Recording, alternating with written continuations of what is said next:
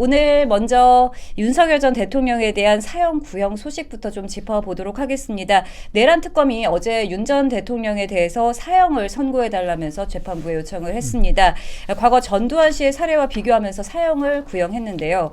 그런데 이번 비상계엄에서는 사실 아무런 인명피해도 없었는데 과연 사형이라는 이런 최고형을 구형한 것이 법리적으로 맞느냐, 이런 의문의 목소리가 높습니다. 검찰의 구형 좀 어떻게 보셨어요? 그러니까 이제 이 내란이 결국은 사형하고 무기밖에 없으니까 형식적으로 그 특검의 구형, 검찰의 구형에 대해서는 무조건 법원이 깎지 않습니까? 물론 경우에 따라 올리는 경우도 있지만은, 그러니까 형식적 기계적으로 한 것이라고 보는 게 맞는 거지. 그런데 막 다만 이제 특검은 어쨌든 간에 정치적인 목적이 있으니까 여기서 이제 그 전두환 때와 비교를 하는데 그 비교는 사실 좀 맞지 않습니다. 이 실질에서 내용에서 제가 어쨌든 윤석열 대통령 했던 계엄을 옹호하거나 그러는 건 아닌데, 어쨌든 전두환 전 대통령 같은 경우에는 대통령이 아닌 지위에서 사실 그런 결국 내란 행위를 해가지고서 저희가 정권을 탈취하려고 했던 그런 게 있는 것이고, 윤석열 대통령은 어쨌든 간에 대통령으로서 한 거니까 그것이 현재 이제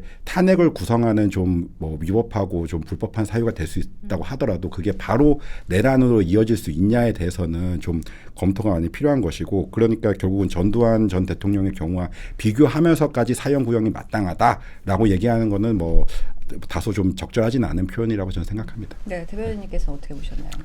그러니까 말씀하신 것 변호사님께서 설명을 잘 해주셨는데, 이 내란 특검팀 자체가 목적이 내란에 대한 수사였기 때문에 그들이 내란이 없었음에도 불구하고 내란이 있었음을 상정하고 지금 이 특검팀을 꾸렸고, 그러다 보니까 내란과 관련된 혐의에서 형량이 나올 수 있는 건 무기징역과 사형밖에 없거든요. 네.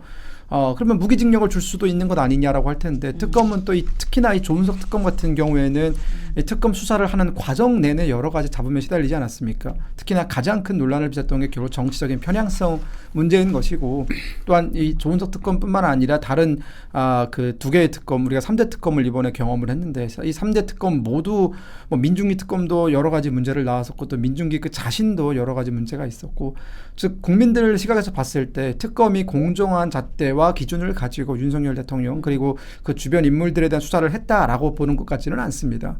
그리고 특히나 잘 짚어주셨지만 전두환 전 대통령과 비교를 하면서 당시 있었던 그의 전두환 대통령의 그 내란과 윤석열 대통령의 비상계엄을 비교하는 것은 사실 이건 급도 맞지 않고 비교하는 것조차 의미가 없을 정도로 아주 강제로 끼워 맞추기 식인 것이고, 또한 전두환 당시 보안사 사령관의 그 여러 가지 그 반란이었죠. 그것은 사실상 쿠데타는 지금으로서는 굉장히 엄중한 법의 심판을 받은 것이고 이미 끝난 사건인데, 또 그걸 가져와서 이것과 비교한다라는 것은 이미 국민들의 상처가 어느 정도 치유되고 있는 시점에서 다시 그것을 끄집어내가지고 분란을 만들겠다라는 것이기 때문에 저는 굉장히 적절치 않을 뿐더러 오히려 그런 발언이 내란 특검의 정당성을 완벽하게 무너뜨리고 있다라는 생각이 듭니다. 네, 강제로 끼워 맞추기식이다 이렇게 말씀해 주셨는데요. 또 구형 전에 또 수사 과정에서의 논란도 많았습니다. 특히 특검이 나무위키 자료를 증거로 제출했다는 사실 다들 기억하실 텐데요. 이런 특검의 수사 방식을 봤을 때 이번 구형을 신뢰할 수 있겠냐, 이런 의문의 목소리도 나오고 있습니다. 나무위키 자료를 증거로 제출한 거 어떻게 보셨나요? 일반 변호사가 만약에 법정에 나무위키 자료 증거로 내면은 판사한테 진짜 욕 먹습니다. 그러니까 이 증거라는 게 특히 형사에서는 이 진술 증거 같은 경우는 원 진술자의 진술임을 알 수 있는, 또 결국은 원 진술자가 법정에 나와서 이게 내가 한 게 맞고 이 내용이 이렇다라고 할 수 있는 증거여야 되거든요. 나무위키 자료는 전혀 그런 게 되어 있지가 않지 않습니까? 네. 원진술자가 누군지도 모르고 출처를 아무리 명기한다고 해도 그거는 전문이니까 다시 그 출처의 원진술자를 불러야 되는 구조죠. 그러니까 특검이 당연히 기본적으로 아는 사람들이 있었을 텐데 얼마나 부실하게 수사를 했으면은 이런 자료의 구별까지도 제대로 못했을까. 아마 밑에 직원들을 많이 시켰을 거고, 수사관들 시켰을 거고, 특검보나 이런 사람들은 이제 공판 나와서 그냥 하다 보니까 좀 실수가 있었던 것 같은데, 결국 이 중요 사건에 대해서 이런 실수가 있는 것 자체가 결국은 전반적으로 구형은 당연히 사형 구형하겠다는 목적이 애초부터 있었겠죠. 근데 네. 그 목적에 나가는 그 과정들이 적절했는지는 제가 이 변론 과정 전체를 보지 않아서 사실 제가 구체적으로는 못 말씀드리겠지만은 충분히 어느 정도 의심을 해볼 만한 그런 여지가 있는 것이죠. 네. 의심할 여지가 있다 이렇게 말씀해 주셨고 아까 전에 대변인님이 말씀해 주셨지만 내란이 확정되지 않은 상황에서 내란 혐의에 대한 재판이 진행이 된 건데 특검이 내란 수계 혐의를 이렇게 적용을 했지만 실질적으로 보면 반나절 만에 종료된 어떻게 보면 좀 허술한 계엄이지 않았습니까? 정말로 국가의 존립을 흔든 이런 내란으로 보기 어렵다 이런 지적이 많거든요. 그러다 보니까 그런 지적 때문에라도 헌법재판소에서 탄핵 여부를 다툴 때에도 내란 혐의는 뺐거든요. 심지어 그 당시 헌재 재판관들이 내란 혐의는 빼는 게 어떻겠냐라고 민주당에 역제안할 정도로 네. 이 내란 혐의에 대해서는 분명히 다툴 만한 소지가 충분하고 그러다 보면은 시간이 지체되니 탄핵 심판이 지연될 것을 우려해서 그때 헌법재판관들이 내란 빼자라고 얘기했던 건 아닙니까? 물론 그때도 논란이 됐었죠. 지금 보면은 물론 민주당은 이 계엄 사태가 터지고 난 뒤로부터 계속적으로 지속적으로 내란 거리면서 사실상 거의 모든 것들에 다 내란을 붙이고 있는데 저는 오히려 민주당의 저러한 내란몰이가 내란에 대해서 굉장히 형해하고 있다라는 생각이 들었어요. 최근에 민주당의 모 의원이 전북으로 이제 그 새만금으로 정확히는 새만금으로 반도체 공장을 옮기는 것이 뭐 내란 청산의 뭐 확정표다 뭐 이런 얘기를 하지 않았습니까? 그러니까 결국은 말도 안 되는 주장에까지 내란을 붙이면서 사실상 지금 국민들한테 물어보면 내란이라는 단어가 굉장히 장난 가득한 단어가 되어버렸어요. 근데 이런 상황을 만든 것은 지금 조은석 특검과 민주당 그들 자신이다라는 생각이 들어서 이 내란몰이는 이젠 끝나야 된다. 그리고 더더군다나 지금 청문회를 앞두고 있는 이해운 후보자 같은 경우에도 윤석열 대통령의 계엄 내란이 아니다. 오히려 민주당의 입법 폭거가 내란이다라고 주장을 했던 사람 아닙니까? 근데 그런 사람들을 본인들의 국무위원을 데려다 쓸 정도면 이미 이재명 행정부도 이 내란에 대해서 심각하게 생각하지 않는다라는 것이거든요. 그러니까 저는 이런 면으로 보나 저런 면으로 보나 논리적인 구성이 너무나 허술하다. 근데 이걸 밀어붙인다라는 것은 결국은 정치적인 목적 그 이외에 아무것도 없다라는 거죠. 네, 변호사님은 이 내란 혐의 적용 어떻게 보십니까? 저는 사실 다만 여기 변론에서 좀 안타까웠던 게 이미 결심이 됐지만은 실질적으로 반나절 만에 종료됐는데 이게 어떻게 계엄의 내란이냐라는 주장은 사실 안 했어야 된다고 보는 게 왜냐하면은 본인들이 적극적으로 종료한 것이 아니라 결국은 국회에서 계엄 해제 의결을 해가지고서 그 종료된 거잖아요. 사실 그거보다도 최초에 이제 계엄 사령관이 그 포고문인가요? 그게 나온 적이 있었는데 그걸 보면은 12.12 과거 그때랑 똑같이 거의 복붙입니다. 그러니까 뭐냐면 그 중에 그 12.12 때는 그 국회의 기능도 정지할 수가 있었어요. 원래 그 계엄이 적법하다는 전제 하에. 근데 현재는 국회의 기능은 계엄으로 정지할 수가 없거든요. 그런데 이 계엄을 준비하는 과정에서 그 실무진들이나 이런 사람들이 관여를 안 해서 그것도 된 것 같아요. 그러니까 저희가 뭐 윤석열 대통령을 뭐 옹호할 그런 생각까지는 없지만은 구체적으로 실무한 사람이 없다 보니까 그 당시에 포고문에는 그냥 그렇게 되고 국회 기능 그냥 정지해도 할 수 있겠구나라는 생각으로 사실 한 거 아닐까라는 의심도 하거든요. 그래서 사실 그 정도라면 사실 거기에 확정적 고의라는 게 있을 수 있을까 뭐 그런 식의 생각이 드는데 뭐 이게 내란에 부합하냐 이런 얘기로 더 넘어가면은 사실 이재명 대통령 당선됐잖아요. 그리고 윤석열 대통령 탄핵됐고 네. 그러면은 내란 끝난 거죠 사실은. 근데 그 이후에도 계속 내란 한다는 거는 오히려 민주당과 이재명 정부가 지금 이 나라를 제대로 지휘하고 이렇게 좀 이끌어낼 능력이 네. 없다는 걸 자인하는 거 아니냐. 저는 일단 기본적으로 그런 생각입니다. 네, 민주당의 내란몰이가 계속되고 있는데 이번 법적 판단과 또 별개로 재판 과정에서 또 하나 크게 좀 주목받은 장면이 있습니다. 사형 구형 순간에 윤 전 대통령이 웃음을 지었는데요. 이게 허드심이었는지 뭐 웃음을 지었는데 일각에서는 이게 황당함의 표현이다 이런 분석도 있고 또 여유 있는 정치적 행보다라는 분석도 나오고 있습니다. 이 모습 좀 어떻게 보고 계십니까? 뭐 일단 여유가 있을 것 같지는 않아요. 사실 뭐 재판을 지금 굉장히 오랫동안 받고 있고 또한 구속된 지 시간이 많이 흐르지 않았습니까? 그 사이에 뭐 눈에 여러 가지 무리가 가서 이제 지병도 도졌었고 상당히 지금 신체적으로나 정신적으로 어려운 시기를 견디고 계신다라는 생각은 들었어요. 하지만 저 웃음의 의미 뭐 글쎄요. 제가 윤석열 대통령 본인이 아니기 때문에 뭐 물어볼 수도 없고 사실 왜 웃었냐라고 할 수는 없지만 제가 감히 추측을 한다면은 지금 저희가 얘기하고 있는 대로 이 내란 특검이 구형한 이 사형이라는 게 굉장히 좀 황당하거든요. 그리고 사실 이 사형이라는 이 특검의 구형이 내려졌을 때 대부분의 많은 사람들의 반응이 지금 우리나라 사형제가 있는 나라도 아니고 결국은 특검은 자신들이 만들어낸 그 논리 안에서 완벽하게 지금 빠져나가지 못하고 그냥 그대로 내린 느낌이 들기 때문에 저는 뭐 하나만한 구형이 아니냐. 어차피 지기현 재판부가 현명하게 합리적으로 결정을 내려줄 것이라는 믿음이 있지 않을까라는 생각이 듭니다. 네, 이렇게 웃음을 지으셨습니다. 극형이 구형됐는데도 어떻게 보면 이제 중압감을 드러내지 않는 모습이었다 이렇게 볼 수도 있을 것 같은데 이게 향후 또 재판 과정이나 또 지지층 결집 측면에서 윤 전 대통령에게 좀 유리하게 작용할 것이다 이렇게 보는 시선도 있거든요. 어떻게 보십니까? 저도 거기에 공감합니다. 사실 윤석열 대통령이 검찰총장 검사 마치고 곧바로 다른 정치 경력 없이 대통령이 되는 바람에 오히려 다양한 실책을 범했다고는 생각을 하는데 기본적으로 그 정치를 하지 않았다면은 그 인간적 매력은 되게 있었던 사람으로 좀 평가를 받거든요. 뭐 결혼 전에는 하도 그렇게 후배들 술 사주고 해가지고서 뭐 예금이 뭐 2천만 원도 없었다고 하고 어쨌든 간에 호인의 이미지가 좀 있는데 이제 어느 정도 이제 술도 오랫동안 안 했고 그리고 또 사회적으로 살기 위해서 자기가 어떻게 보여야 되는지도 조금 알 텐데 아무래도 지지자들은 불안해하고 초조해하는 그 리더를 따르고 싶어 하지 않거든요. 여전히 사회적으로 살려면은 이런 모습을 보이는 게 맞고 실제로 이게 어필하는 바가 클 거라고 생각합니다. 네. 사실 이번 사형 구형을 두고 굉장히 극형이지 않습니까? 사형이라는 구형을 두고 좀 좋아하는 분들도 계실 겁니다. 민주당 지지층의 카타르시스를 위한 정치적 구형이다 이렇게 보는 시선도 있는데 어떻게 보십니까? 이게 만약 윤석열 대통령에 대한 사형 구형이 누군가의 카타르시스로 사용이 된다면은 그 사회는 굉장히 넘지 말아야 되는 선까지는 넘는 겁니다. 그러니까 누군가의 죽음을 두고 우리가 사실 윤석열 전 대통령이지 않습니까? 그러면 내가 그 사람을 찍었든 찍지 않았든 혹은 생각하는 방향이 같든 같지 않든 국가적인 차원에서 봤을 때는 전 대통령의 사형 구형은 굉장히 무거운 이슈거든요. 네. 그리고 국가의 비극 아닙니까? 그러면 그 비극에 대해서는 사실은 설령 뭐 마음이 좀 다르다 하더라도 표정 관리 정도는 해야 되거든요. 그게 상식이 있는 사람들이고 그게 지금 21세기의 어떤 그 정치 아니겠습니까?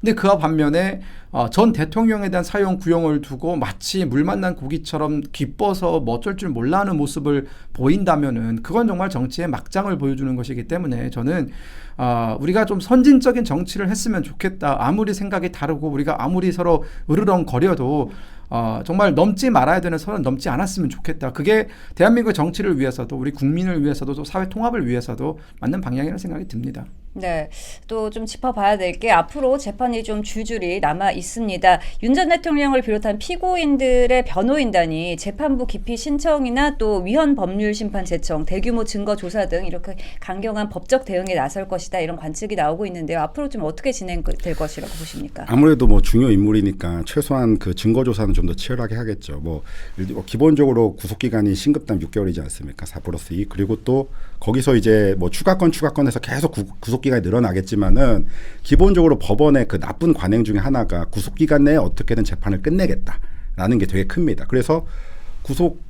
그럼 결국 이제 보석으로 이제 나오게 해줘야 되는데 그걸 못하면 그렇지 않고 어쨌든 별건 들어오면 그 계속 늘리는 거야 뭐 어쩌자고 치더라도 맞다고 치더라도 결과적으로는 충분한 증거조사 기회를 안 주는 경우가 많거든요. 이거는 사실은 윤석열 대통령 개인을 떠나서 저는 윤석열 대통령을 뭐 이렇게 옹호하고 그럴 생각 조금도 없지만은 내란이라는 것이 정말 예외적으로 지금까지 선례도 한 번밖에 없었던 것이니까 이걸 정말 인정하기 위해서는 정말 치열하게 다 증거조사가 이루어져야 되거든요. 네. 어느 편향된 그거보다도 심지어 좀 의심스러운 증거라고 하더라도 그 특검과 이제 변호인 쪽이 쌍방이 모두 다 충실하게 어쨌든 주장할 수 있는. 네. 근데 그 절차가 얼마나 확보될 수 있을 것이냐. 그러니까 그것을 마치 변호인단이 지연한다 이런 식으로 하면은 그것 자체가 변호인단에게 부담이 될 수 있거든요. 어쨌든 뭐 극악무도인도 뭐 예전에 문재인 대통령 같은 경우는 파스카다나마인가요? 같은 그 해상 그 사건도 그렇게 했는데 저는 그거 절대 비난하지 않습니다.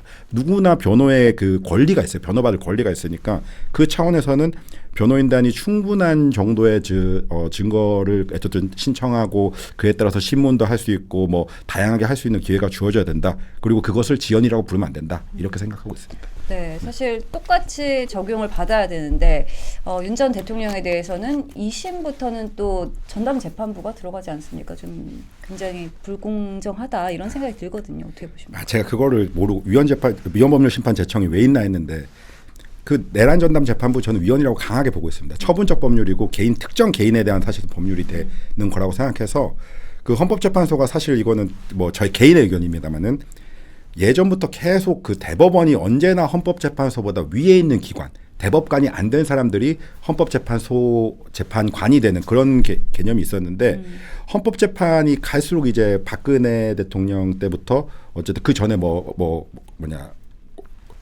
관습헌법, 수도 이전 관련해서 그런 것 굵직한 이슈에 대해서 때리면서 결국은 어느 정도 헌법재판소의 위상이 상당히 올라갔단 말이죠. 그 과정에서 대법원이 결국은 이제 지금 이재명 대통령하고 각을 세우니까 헌법재판소는 오히려 이때가 기회다라고 좀 생각하는 면이 있는 것 같습니다. 그래서 이 내란 전담 재판부에 대해서 저는 뭐 강하게 위헌이라고 생각하는데 제 개인의 의견이 무조건 맞는 건 아니지만은 헌법재판소가 이걸 법리적으로 안 보고 애초에 헌법재판은 어느 정도 정치적일 수밖에 없지만 정치적으로 판단해 가지고서 이 내란 전담 재판부가 합헌이다 이렇게 본다면은 또 모르겠는데 어쨌든 간에 글쎄요. 저는 뭐 이것에 좀 더 여지가 있고 공정한 재판을 받을 권리는 극악무도한 그 범죄자한테도 있어야 되는 거니까 그러면서 뭐 좀 절차가 잘 진행됐으면 좋겠다. 이 정도 의견 드립니다. 네, 앞으로 어떻게 진행될지 좀 잘 살펴봐야 될 것 같습니다. 국민의힘 내부 상황도 좀 짚어봐야겠죠. 이번 구형으로 앞으로 있을 이 재판을 계기로 윤 전 대통령을 지지하는 이 강성 지지층과 또 선거를 앞두고 거리를 두기를 이제 고민하고 있는 당내 쇄신 세력 간의 갈등이 더 커질 수 있다. 이런 분석이 나오고 있거든요. 당내 분위기 어떨 것 같습니까?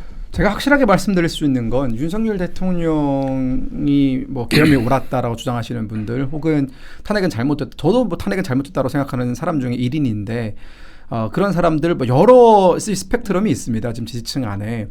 그런데 우리가 중요하게 생각해야 되는 것은 윤석열 대통령의 석방, 윤석열 대통령이 지금 어느 정도 풀려나는 것을 바라는 사람들도 그걸 이뤄내려면 우리가 지방선거에서 이기고 국민의힘이라는 정당이 다시 국민들의 사랑을 받아서 우리가 집권할 수 있는 능력, 이 수권 정당으로서의 모습을 되찾아야 그래야 공간이 생기는 것이거든요. 그런데 지금처럼 예를 들어서 조금이라도 마음에 안 든다고 해서 지도부를 비난하고 조금이라도 마음에 안 든다고 해서 뭐 이렇게 틀고 저렇게 틀고 하면서 이 갈등만 증폭시키다 보면은 우리가 지방선거에서 이길 수 있는 공간이 없습니다. 우리가 지방선거 패배하면 입법권, 지금 입법부도 장악이 되어 있고 행정부도 장악이 되어 있고 대법원까지도 장악을 하려고 하는 판에 지방 권력까지도 민주당 손에 넘어가면 이른바 윤호개인 하시는 분들이 주장하는 윤석열 대통령의 석방 이거는 더 멀어집니다. 거의 불가능해질 거예요.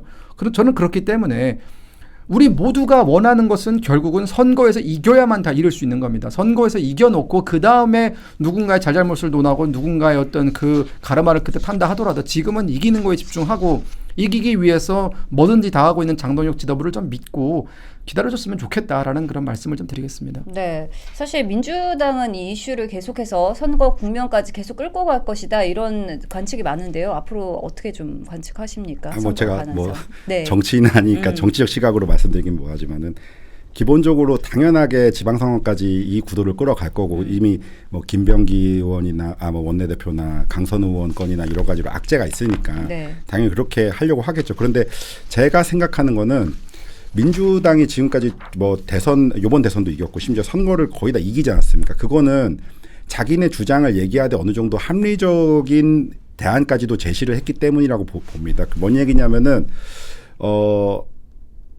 탄핵이 정당하다 안 정당하다의 개념에 대해서는 이제 각자 의견이 있을 수 있겠지만은 그게 어떤 저희가 그 개인의 자리에서 얘기하는 게 아니라 이 시스템이 헌법재판이라는 시스템이 그 결정을 내렸으면은 그 공당인 정당은 그거를 존중하고 사실 시작을 해야 됩니다. 이게 우리 집토끼들한테만 그 어필하려고 하다 보면 사실 장동혁 대표나 뭐 여러 정치인들이 요번 그 내란 국면에서 어쨌든 오히려 윤어게인을 해가지고서 광장에서라든지 자기의 정치적 입지를 확보한 분들이 있다는 걸 알고 그 입지 때문에라도 다른 선택을 못 한다는 건 전 이해는 하지만은 당대표 제가 뭐 국민의힘의 일을 얘기를 할 건 아니지만 그래도 당대표식이나 되는 사람은 자기의 정치적 입지보다는 결국은 선거를 어떻게 하면 이길 것이냐를 고민해야 되는데 그 고민을 보임에 있어서 그 다시 윤어게인을 한다라는 거는 저는 뭐 그 올바른 선택은 아니다. 선거에서 지는 선택이다. 이런 식으로 생각하고 그거를 바꾸고자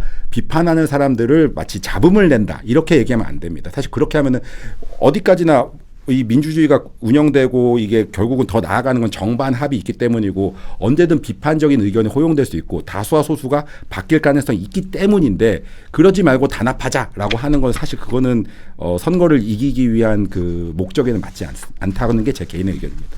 네. 알겠습니다. 1심 선고일 설 연휴 직후인 2월 19일에 잡혀 있는데요. 재판부가 어떤 결정을 내릴지 좀 지켜봐야 할 것 같습니다.